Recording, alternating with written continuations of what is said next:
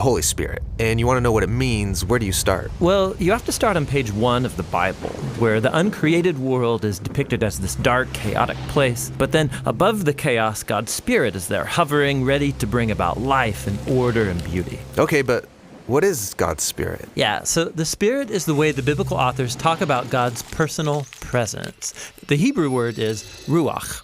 Ruach. Yeah, you got to clear your throat at the end. So what is it? Well, ruach can refer to a number of different things, but what they all have in common is energy. Energy, how so? So there's an invisible energy that makes the clouds move or the tree branches sway. Right, wind. So in Hebrew, that's ruach. Okay. Now take a big breath. So you feel that inside you. Yeah, the air? Well, specifically the energy, right? The vitality in your body that you get from breathing deeply, that too is ruach.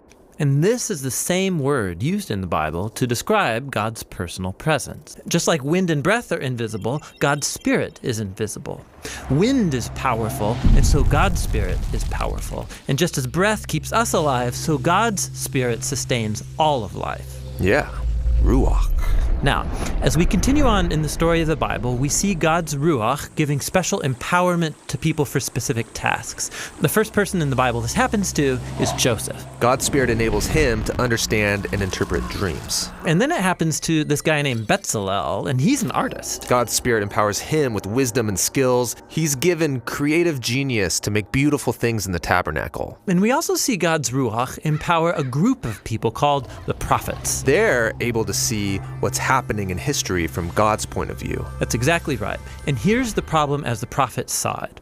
While God's Ruach had created a really good world, humans have given in to evil. They've unleashed chaos into it through their injustice. A new type of disorder. Yes, and the prophet said the Spirit would come, just like in Genesis 1, but now to transform the human heart, to empower people to truly love God and others. How will this new act of God's Spirit happen? Well, centuries pass, and we are introduced to Jesus.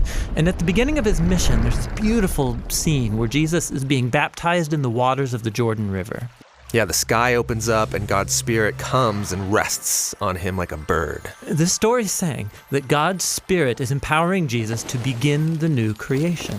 And we see this happening when he heals people or forgives their sins. He's creating life where there once was death. Now, Israel's religious leaders oppose Jesus, and they eventually have him killed. But even here, God's Spirit is at work.